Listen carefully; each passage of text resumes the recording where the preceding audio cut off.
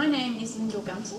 I'm the librarian for Business and Commerce, and specifically for project management. And John has asked me to come along today to talk to you a little bit about the literature review component of your assessment, specifically information searching. So, as part of your assessment, you are going to need to do literature review. For those of you who have done one before, some of this might be repetitive, but I just wanted to make sure that we covered all aspects of it. So we'll be looking at what is a literature review, why do you need to write one, the steps in preparing it, what makes a good literature review, and some tips and tricks for preparing one. So essentially, a literature review is a summary of the literature in your area that's been published by accredited scholars and researchers. And it's commonly in the component of a bigger piece of work. It's in the early or introductory section of an essay or a research report or that you might do.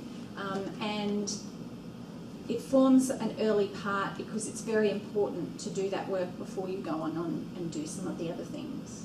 What it isn't is an essay, because you're not required to build a full argument on an issue, and it's not a critical review because you need to focus on a range of sources. For this one, 3 to 4. And it's not an annotated bibliography because you need to do more than simply create a list of short descriptive summaries of readings, which is recommended as part of the process for you, but it's not the only part of a literature review. So why do a literature review? So the purpose is to convey to the reader the ideas that have been established and the knowledge that's been established on a topic and the strengths and weaknesses. And as a part, again, of that wider body of work that you're doing, you're demonstrating that you've gone and read this body of work and that you have an overview or an understanding of that body of work. So it aims to be organised and relate directly to the workplace problem you're trying to solve. So you need to be quite focused and tight on the resources that you discuss. And it synthesises results into a summary. So what is known, what is not. You can identify areas of controversy in the literature. So if someone's talking about a strategy for dealing with a workplace problem that no one else mentions, you might draw attention to that. And then it can formulate questions that need further research. That's sometimes something that's used perhaps in thesis documents. So that's not a component of your research, but I just thought I'd mention it because you may notice if you're reading literature reviews for other things that might be a part that's mentioned. So the way I like to think of a literature review is like a dinner party. And this idea was provided by Pamela and Thompson in their doctoral writing book about pedagogies for work with literatures. And the way I think they really do a great analogy of this is they choose. You can look at it like a dinner party. You choose who you invite. You put an emphasis on the company and the conversation. You direct that. As a host, you make space for guests to talk about their work in relation to your work, so you're never disconnected from the conversation. You're always part of it. So you're a participant, not a witness or a reporter. You can take your seat at that scholarly table. And one party may lead to another. So the literature review that you conduct here may lead into other things that you do forthcoming. So that's to say that you are contributing to this space. You're not simply listing off a number of articles that you identify. You are going to talk about those articles and put forward your analysis or summary of that. So there's 2 resources that John and Bronte have been referring to and have created that I would really recommend that you look through again if you haven't already looked through. One is the Assignment 1 literature review video that's on your study desk. It's 17 minutes and it's really very well done, very useful information, and some of that we will cover in more detail today. And of course the other one is this, which I think every course should, every master's course should have access to that. It's really well laid out and the steps are really, really clear. So have you all seen that video already? I think it's on the assessment page, isn't it? That's right. Yeah. So that's well worth spending the 17 minutes doing. So in terms of steps in preparing a literature review, that video and that the hints and tips sheet go into all the 6 steps. We're going to focus on finding relevant literature, and once you've done that, selecting the appropriate sources for your assignments and how you can evaluate those sources. So the first thing that you need to do is look at your assignment topic, and Bronte's given me a example topic so that we can use that to work through and do some example searches and things in different places. Just it's a bit easier that way when you're demoing something. One of the things though that I do like to stop and do at this time is to focus on a lot of people straight away look at the topic of the assignment that they're given and rush off and start searching. It's always really important to take a moment and focus on the task that you've been asked to do. So if you haven't been asked to do a literature review before, if that's something you haven't done before, take the time to understand that task before you go and do the searching. Because it doesn't matter how good your information searching is, if you don't answer the question in terms of what am I actually asked to do, that's not going to be helpful. So there's a glossary that I like to refer to, which I'll show you. You can just do a Google search for task word glossaries, but this one's a good example. There's a whole lot of words, terminology. That's interesting. It worked fine yesterday. Okay.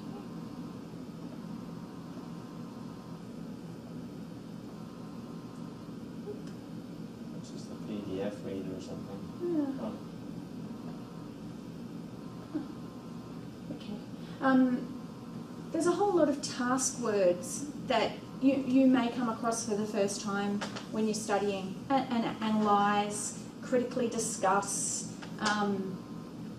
examine, explore, and some of them mean very, very similar things. But if you haven't come across them before, it's really important to understand what you're being asked to do. So the resources that John and Bronte have provided will assist you with that, and hopefully this session will as well. So, of course, once you have a grasp on that, you can then move on to breaking apart your assignment topic and looking at the key terms. So, what I like to do with pencil and paper is pull the topic apart and break it into the key terms, the key concepts that you're going to be looking at. So this we do even before we go and find places to search for information. For the purpose of this, I chose the context of a construction industry, and the assignment topic, a literature review on project time management as it applies to the construction industry. So I pulled that apart. I looked at time management, project management, and construction. Now, when you've got your paper, what you can do is then identify any alternative search terms that you might think of, similar words, synonyms that have a similar meaning. The reason we do this is we can't assume that anyone who's published in this area, scholarly literature, research, is using the same terms that your lecturer has chosen to put into the assignment task description.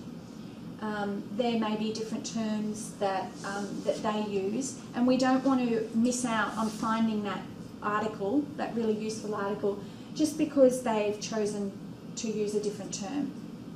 So we create these lists, and you will find more terms as you read. You'll think of another term and you'll read something and you can add it to your list. We use these when we build our search queries. And when we've got our search query, we can go to a number of different appropriate places to apply those search queries and come up with results. So the kinds of resources that we're looking for are scholarly literature. Is everyone familiar with what scholarly literature is? Cool. Okay. USQ Library has scholarly and non-scholarly literature. So just a word of warning that if you do, when you do go to search, don't assume that everything we have is appropriate for use. We have a lot of programs at USQ that use resources that aren't intended to be scholarly, very practical. Theatre resources, aviation uses a lot of practical things. So you might come across things. And in your own experiences, there are resources that you will come across that you will find useful that aren't necessarily for use in assignments, but could be trade publications, industry magazines or something that are really useful for raising current awareness, finding out what's happening in the industry, but not necessarily appropriate for this particular context. So the other thing that you'll look for, so in scholarly literature, you might look for books, you might look for journal articles, government documents, and we'll show you how to find those. So, building a search query. When we've got our list of search terms, we need to put them together in a way that will give you relevant results and discard irrelevant results. Has anyone heard of Boolean operators? Yep. Excellent. Okay. So our little words and, or, and not become really important when we're building a search query. I've done some example searches here to show you what happens when you use them in different ways. As you can see, I've done a search in our library search, and I'll show you where that is soon. And when you do a search terms, you get different, and use them in different ways, you'll get different numbers of results. So you can see there's a big difference there, for instance, between applying time management and project management and agile or waterfall or traditional, as compared to simply project time management in quotation marks. That searching of a phrase, the library databases then only search for articles that have all those words consecutively, so next to each other in an article, and discard everything else. So you can see that it really reduces the number of results. And I don't know about you, but if I can only have to look through 66 articles as compared to 1,123, I think that's a much better use of my time and your time than the other way around. Yes. So you can see here what the other kind of thing we need to do is different kinds of searches. So in this I've gone quite broad. I haven't brought the construction context in at all.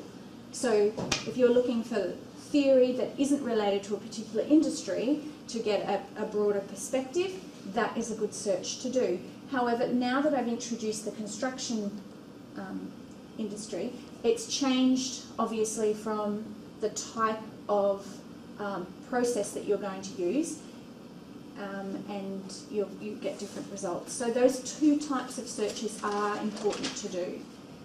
Boolean operators doesn't mean that you can only have to do one search, but it reduces it down from having to do many, many, many with lots of overlap in your results. And here again, what I've done is use time management and project management and construction and added risk. And then we've gone even narrower again and added, I've done an error there, I meant to use these. So I've used particular terminology and searched for any of those in the article that also has all these things. So we're down to 122. Does that make sense? Yep. I'm happy to go into the library catalogue and do those again if you'd like to see that. But what we do when we have that list of searches, and I put them in a spreadsheet document, so I just have open up a spreadsheet, put search queries, the database I go to, the number of results I get. This is a useful process to do, particularly if you're not using EndNote, which we'll touch on later. And it just allows you to, and I put the date down as well, it allows you to not have to remember, and it's amazing how many people just try to keep that stuff in their head, of where you've searched, when, and what search queries you've used. Because we get a lot of people who are like, oh, I think I searched the library catalogue, I think I searched the database, but if you've got it all written there, that's really helpful.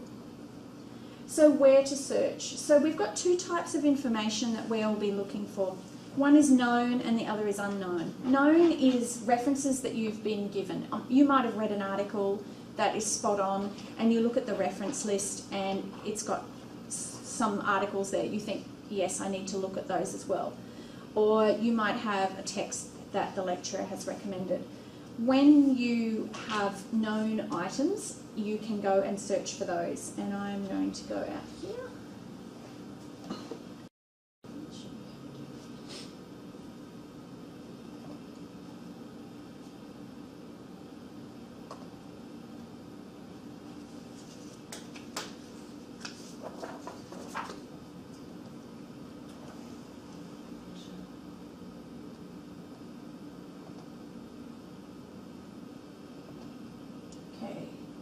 So has everyone seen the library homepage?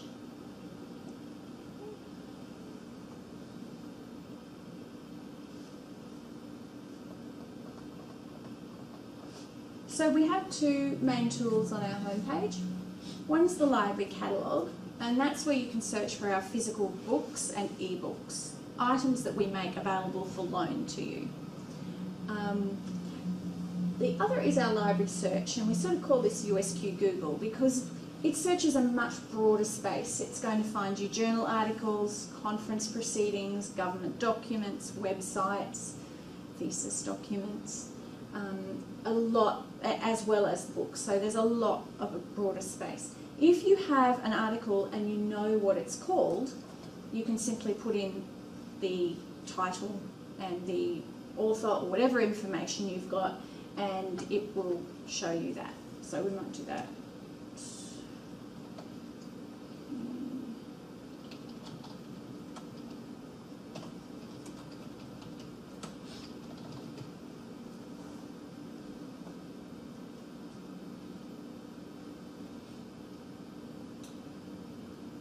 Okay, so if you go looking and you find the article that you want, has everybody had a chance to do this yet? Or I don't want to teach you to suck eggs if I'm going through something and you already know about that, that's fine.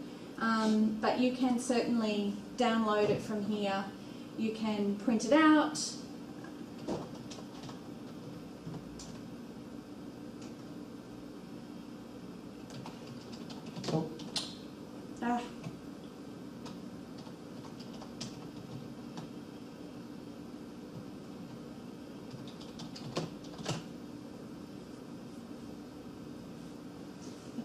So we're in a journal article.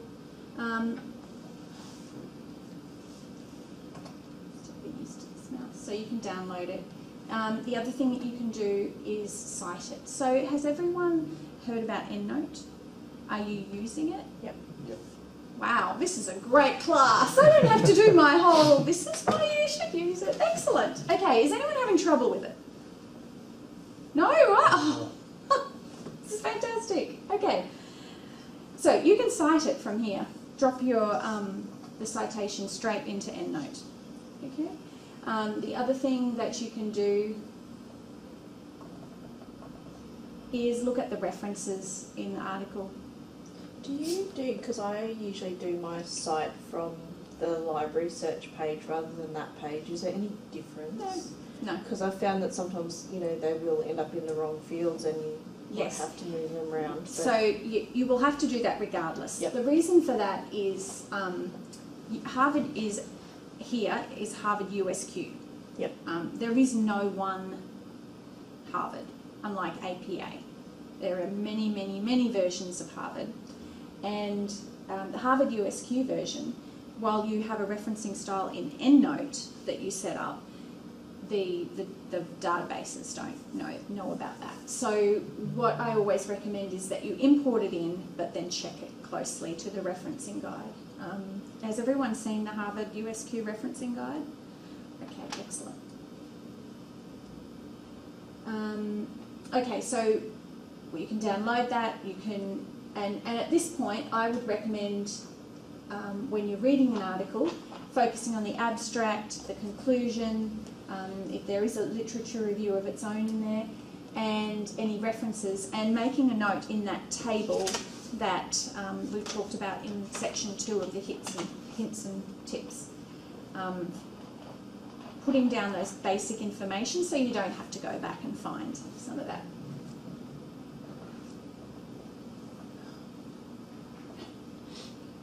So the other thing that's really useful to do here is few people have enough time to do their searching and do their reading at the same time. Even if you have time, you probably don't feel like doing that because it's pretty intensive work. So what we suggest is when you look at your search results, you go and you look and see if any of the articles are relevant.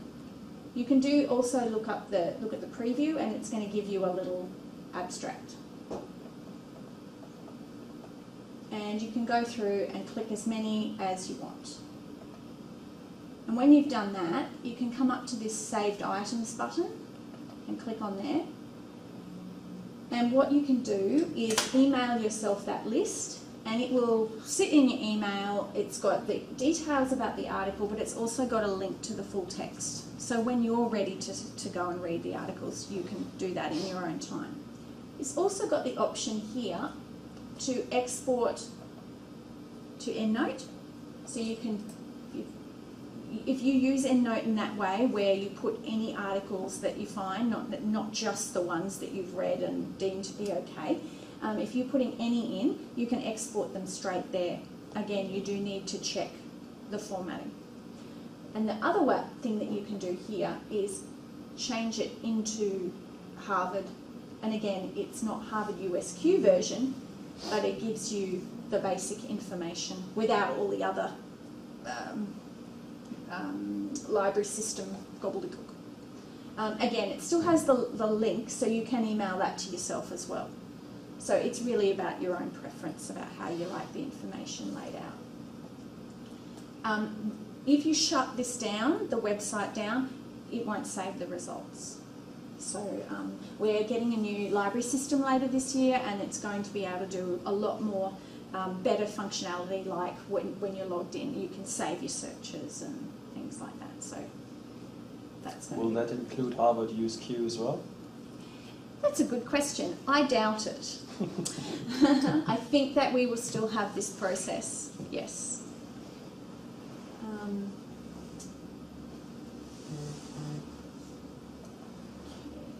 So that's for finding resources that you do know about. If you search for an article and it doesn't come up, or it comes up as not full text, one of the options you do have is to go to here, to our library catalogue, find the article, the journal title, not the article title, but the journal title.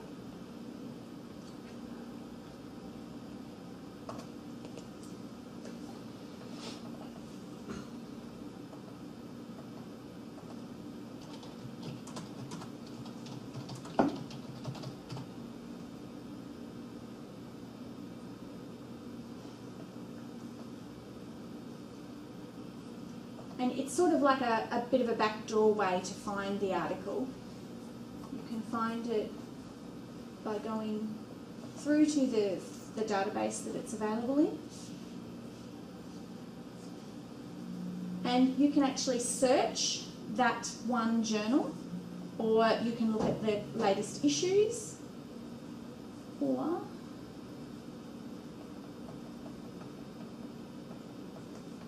you can view all issues and find the volume number, the issue number, look at the contents page, find the article that way. If after all that, the article, you still haven't got it, please contact the library. As postgraduate students, you have access for us to retrieve articles from other libraries for you. So we're happy to do that. It normally takes a couple days, but yes, we're happy to do that. I think you can do that from homepage in request.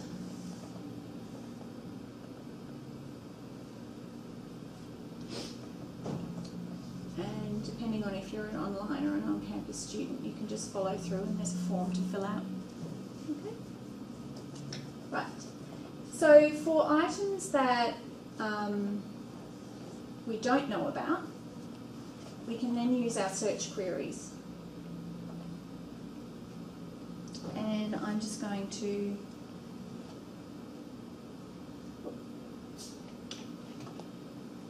I think I've shown you the saved items. So what we might do is move on to the databases. So the way Library Search works is it's a discovery platform, and it speaks to some of our databases, but it doesn't speak to them all. So what we've done is we've created a list of databases that are useful for the different course areas at USQ. Can I still ask a question to the library search? Yeah. Or about the library search itself? When you go to the library search, you find a lot of, as you said, we should put on some filters sometimes, Yes. especially when we prepare our literature review. It should be peer reviewed, for example. Yes. So there are other filters in it as well, Mm. and especially regarding the area, the field of of academic research. Yes, yes. What I miss there in the library is project management. Ah, okay. So I want Let's have a to, look. sometimes I would just like to find resources that are actually in relevant journals, just like Sure. what we just saw, you just looked at before, right? So the discipline there, for example, when you go to the discipline, there is Yeah. no project management in it, unfortunately. So it sometimes makes it hard to search for It the does. right resources. And that's a really good reason why we use specific databases, because Library Search is searching hundreds and hundreds, and it doesn't know your specific context.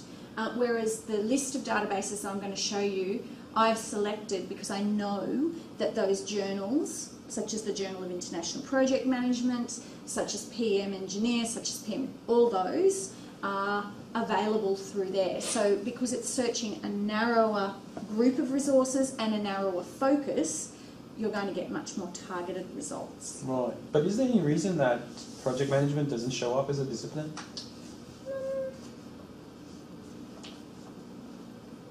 I think, I can't say why exactly. My guess is that it's included in some of these other areas. Does it, just having a look further down. So it's included as a subject term, and that normally happens when those discipline headings that are provided by the library system aren't covered. So we create, so it might be better to come and click on that. Hmm. So that would be helpful, and that's going to bring you to a closer result to what the databases provide, but probably not still as targeted. Right.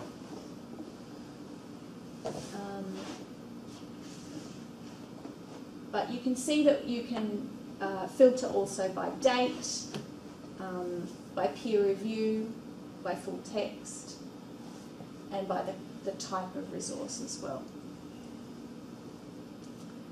Any other questions? No, that was just about it. Yeah, Okay. but because you can search for construction and stuff like that, but not for project management. Yeah, Unfortunately. yeah. I actually believe that the subject terms are more useful than the discipline. this is the only library system I've come across that has discipline. All I right. don't think that that's as useful, because a discipline is something that's sometimes provided by a metadata that's sort of applied by the database, but not necessarily where the subject term has been applied by a person, and they've looked at the content and gone, oh, that's appropriate, I'm choosing that subject term for that.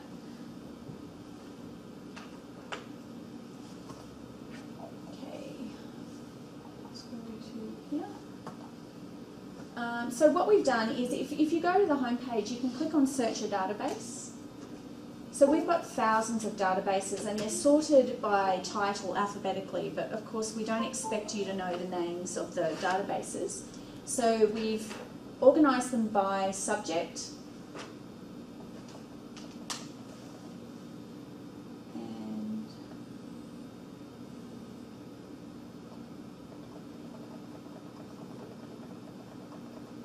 project management. So this list contains databases that you will find useful. Not all of them are scholarly, so I've also put a link there to standards for you. But there's a good range of databases there that you can use. And when you search them, you will get an overlap with results that you get from library search. But there will also be other results. So Business Source Ultimate is a popular one for this area, and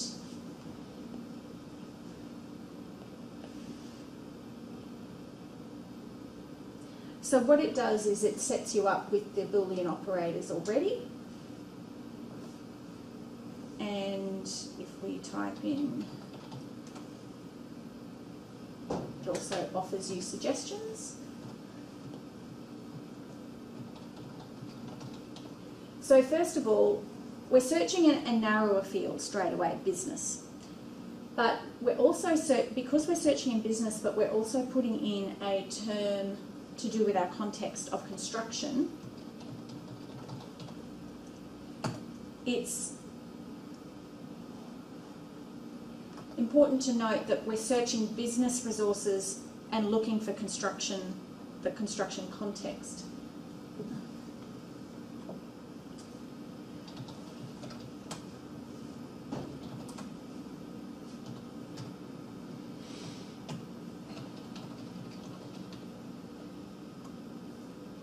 Getting used to this tracking tool.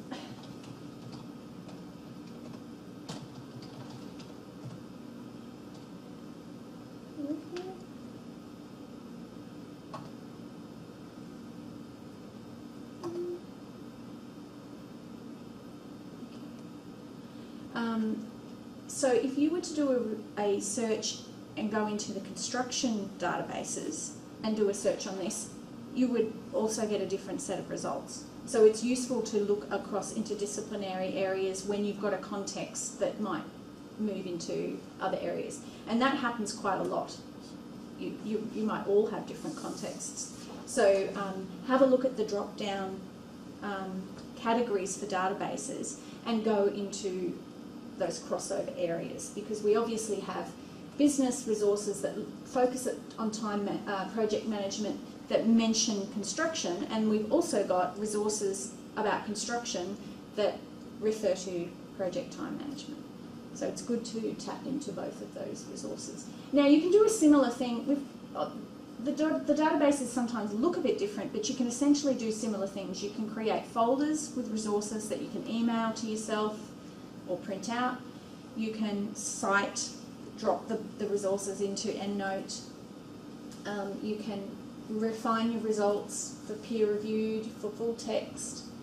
There's a lot of similar options there that are going to give you the ability to refine your results and then share the information to EndNote or elsewhere if you'd like to.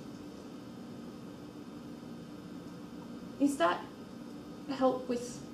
an adequate demonstration? Do you want me to do any more in library search or databases? Are you happy to have a play at your leisure with that? Okay. The other place that I'm sure that you have used is Google. I briefly just wanted to show you some ways of making Google a lot more efficient and effective for your searching. So the tool that's in Google is an advanced search, will really tighten up your results. So this is not Google Scholar, this is just regular Google. And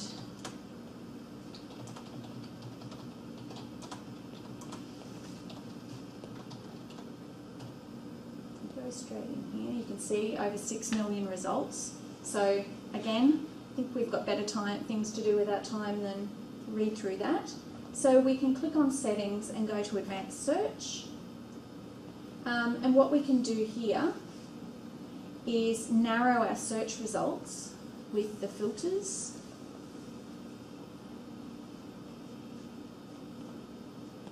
So you can change it by language. If you've got a region that applies to your context, you can change that. You can add a file type. So a lot of government reports, etc., use PDF documents, so you can switch it to that. But the other really useful thing is switching it to domain. So we know that there's a lot of .com websites out there, and they're not usually congruent with scholarly information. So there are several kinds of domains that you would probably prefer to look at. I'm suggesting .gov, .org, and particularly .edu. So if we limit it to edu.au, we've immediately reduced that considerably. Now the reason I'm showing you this is a lot of repository resources, like from education institutions, like thesis documents and things, appear in this kind of search and seem to be more accessible through a regular Google search than necessarily a Google Scholar search. So if you didn't limit it to PDF though, that might change. So it's worth having a look at that. But I also say that to tell you about it in general, because whether you're searching for strategies to stop your dog barking or how to tango dance or anything, it really helps, because I don't know about you, I don't go past the first page on my Google searching. I always feel sorry for the result at the top of the second page. No one likes that. But just keep that in mind for when you're doing your searching, because it is really helpful.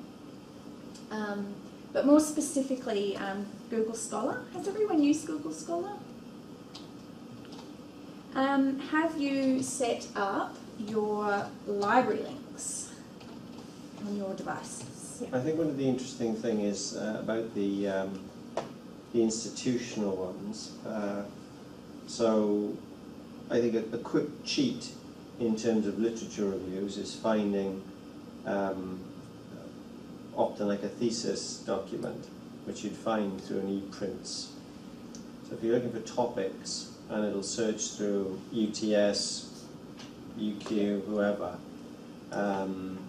and often in there then, if you find a thesis document, in there is often a good summary. You know, if you're looking at somebody's thesis, there's often a good summary of the literature. And a good reference list too. Yeah, that's right. Cool.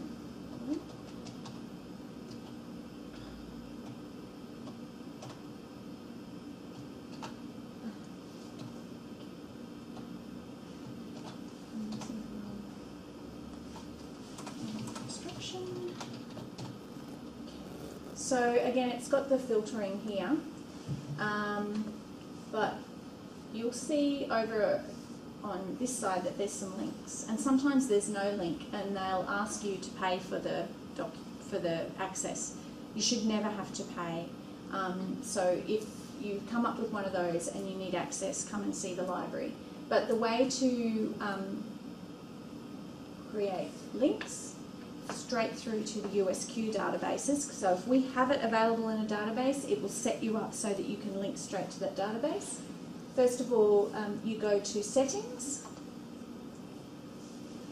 and click on Library Links, and it's already set up here, but you just type in University of Southern Queensland, hit the checkbox, click Save, and then anytime there's an article that we have available to us, it will appear like this.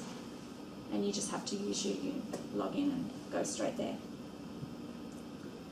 So hopefully that will save you. So again, there'll be some overlap in the search that you do here and in the databases and in library search, but there'll also be some useful information The other thing that you can do is add a direct link to import into EndNote. And if you click on here again,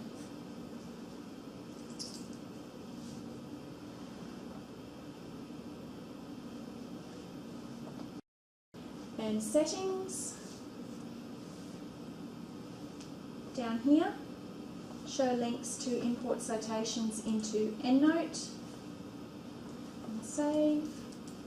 Now we have import into EndNote, and you can do that directly, and that will stay like that once you've set that up. So it's just another shortcut. Okay, so looked at that, and you'll have a collection of articles, and you'll have your table that you use for your initial scan. But what you need to do at this point is to evaluate those sources.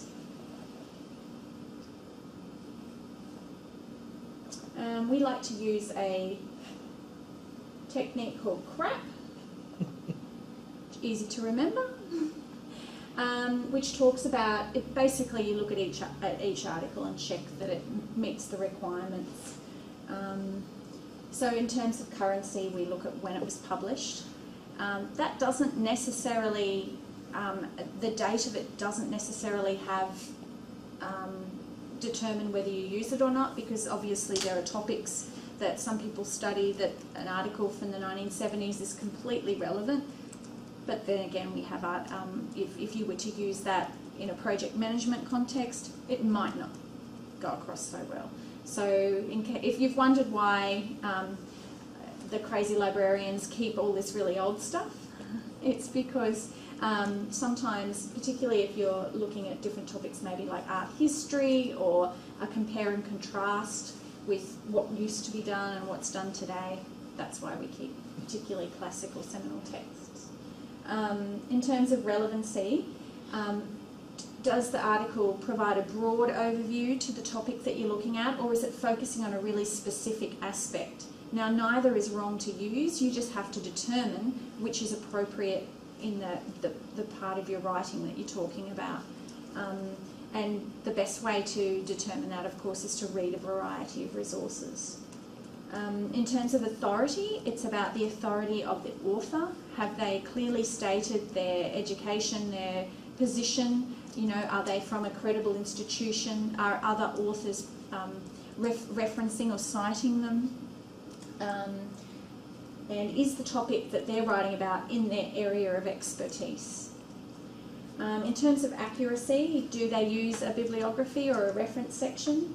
And has it been through the peer review process? So someone else in the field has given it the tick of approval. And finally, for purpose, what's the purpose of the resource? Is it intended to inform, to persuade, or to entertain? Is the resource aimed at an audience that's too basic, or is it, on the other hand, a very technical postdoctoral specific tool that you might think is too specific for your needs at this point? So there's a whole list of things that you can go through, and by the way, I'll share the slides with John so that he can make them available to you, so you can go back and refer to this. Are there any questions about that process? Straightforward. In terms of reading critically, again, I, like John and Bronte, recommend that you use a table, and their suggestion of how to set that up is excellent. So it just keeps you focused when you're reading. You take notes while you're reading. You've got topics or headings that you need to address, so as you go through, you can summarise that article. And of course, document the citation as you go by either importing it into EndNote or whatever software. Does everyone feel comfortable with that template idea? Yeah, I personally don't do that step there. Okay. Only because I rank mine using the stars in EndNote. Sure. Because then I pick the top however many, then I use the table in the next step. Sure. If you've got a system that works, yeah. The main thing is to have a system. Yeah. Once we are talking about ranking, do you know about a way to, in Google Scholar searches, to put them into an order that the mostly cited article is on top. I don't think Google Scholar offers that. Yeah, I was searching for that too, but I No. couldn't find it. No.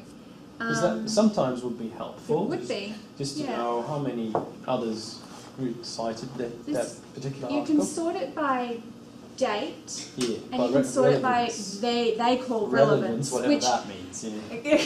is anybody's guess. But I guess at the very least, you can scan down and see, cited by, the results.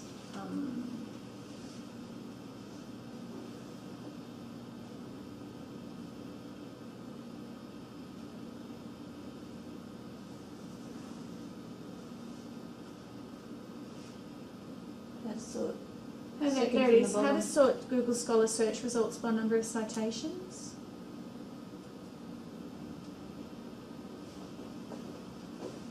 No. Well, there seems to be no way. I did that search before.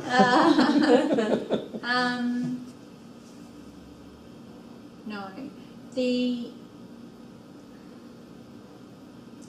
I thought where you were going with that question was ranking of the journal that it's in, and the video that Bronte has done talks about Ulrich's Web. So if there's a particular journal, you can go and search for it and see what ranking it has. People do that a lot, particularly if they're going to publish and they want to know if it's a Q1 journal. You can also do that through some databases like SkyVal and Scopus. So that has the capability sort of to search, but it's almost a backwards where you want to search for articles. And yeah, I haven't heard of that working.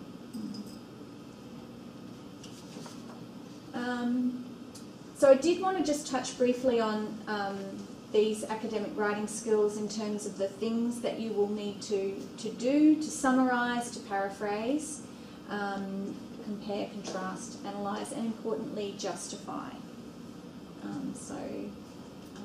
I'm not sure if you've already worked through those things with your with John or with Bronte, but they're important words to understand and also to apply in your writing.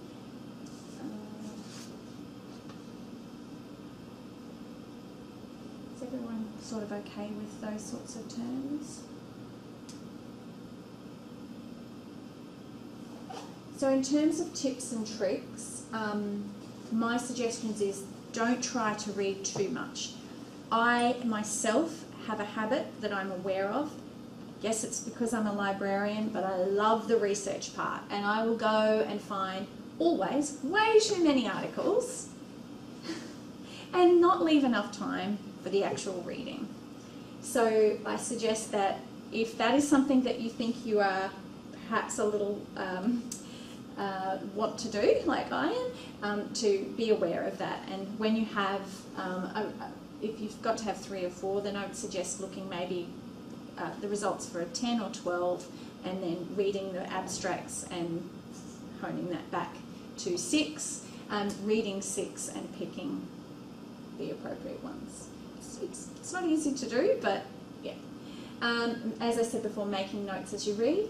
One of the things I also find useful, because I'm a visual learner, is to map out, do a mind map, get a big piece of paper, and as I'm reading and concepts are coming to me or different angles are being discussed, I'm drawing and I'll look, that author and that author are making a link. So when I come to writing, there just seems a natural correlation. It matches my table and it matches my thinking in my visual map. It's really also useful to develop a repertoire of phrases, and the Manchester Academic Phrase Bank's really useful for this. I don't know about you, but sometimes I feel like I use argue again and again and again, and it's a good idea to try and use words that have the same meanings, but just to change it up for your audience and give a bit of variety. And write out your literature review before the other sections of your report. The reason is it benefits you in the writing that you're doing. You're going to see things differently because you've done that reading and writing that that processing before that next stage. Any thoughts or comments about that? And we can't forget about referencing. Obviously you're all using the EndNote, so I wasn't aware of that, wanted to check when I came. But once you are working with EndNote and you've got the Harvard AGPS USQ guide referencing style as an output, you do need to also go to the library website. You can download the guide and just make sure that it matches. I do have a question with the referencing. Yes. This is maybe a stupid question. No? But when I download into EndNote, because they're journal articles, they always download as a journal article. I always change them to electronic articles so it puts the link in my referencing. Do I need to be doing? I don't think that you do need to, no. Okay. No, I think that if in the journal article option category, Yeah. if you put in a DOI or a URL, then it shows it the correct formatting. If you don't put it in, it assumes it's a print article. Does that make sense? Yeah, that makes sense. Yeah, yeah. That's. I think I've had that question before, and we tested it out. Oh, okay. Yeah, Because so I think for it's some fine. reason I thought they came out differently, so I was going through and changing them, and I wasn't sure if I was supposed to. But there may not be. It I might don't have- think that there is a need. I'll have a look again and check that though. Yeah. Okay. So, is everyone comfortable with using EndNote in Word? That transition across, okay? Have you all had a chance to do the EndNote workshop? No? Not to say you have to, but if you have any questions or something's not doing what it should do, there is the library does run classes, workshops. They are on campus and online. Just go here.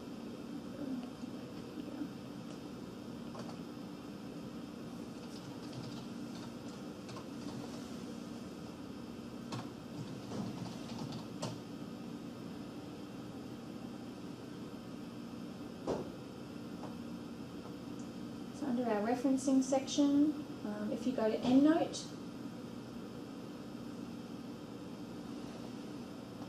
EndNote classes, Introduction and Advanced, and there's our library calendar, and you can see that from March onwards we've got several classes a month. You can do them online or on campus depending on your preference. They go for 2 hours. We do go through the basics of importing in, changing styles, creating groups, sorting your referencing. People use EndNote in 2 ways, one of 2 ways. They either read articles and only put things into EndNote that they've decided are important, or they put everything in. If you put everything in, either's fine. But if you do put everything in, you do need to have a system like the ratings so that you can see what you've read and what you haven't. The other way to do that is there's a notes field, research notes field, is put things in there. It's great to do that too because you develop your library and you can search those notes. You can search everything in EndNote, which allows you to really develop a well-constructed library so you can find things quite easily. I use the groups a lot too, so Yep. they go to one group. So and an then- introductory class you might not find necessary, but if you have any problems, come across something, please contact the library. We have a specific EndNote queries email address. It's endnote@usq.edu.au, and we've got a whole team of staff that respond to those queries.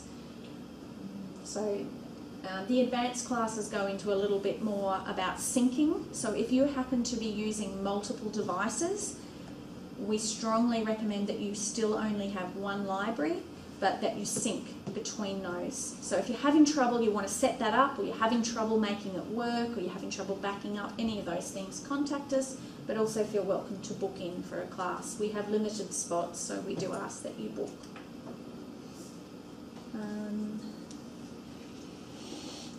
And as for the referencing, the last thing I just wanted to say was, I know that if you haven't done much of that before, it takes a while to get into the practice of it.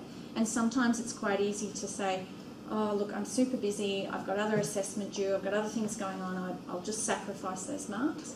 But it's a real opportunity now that you're part of a scholarly community. That's the way that we acknowledge and show respect to each other. It's not just students, it's the academics, it's the professional staff. And the referencing is your way to show off. It's your way to demonstrate that you've done all that research and all that work, and you can, that's the map that it provides to your examiner from the in-text references to the bibliography, shows them that you've done that reading. So it is really worth your while investing the time to learn how to do it and to put it into your assignments. And that's all I've got. Any questions?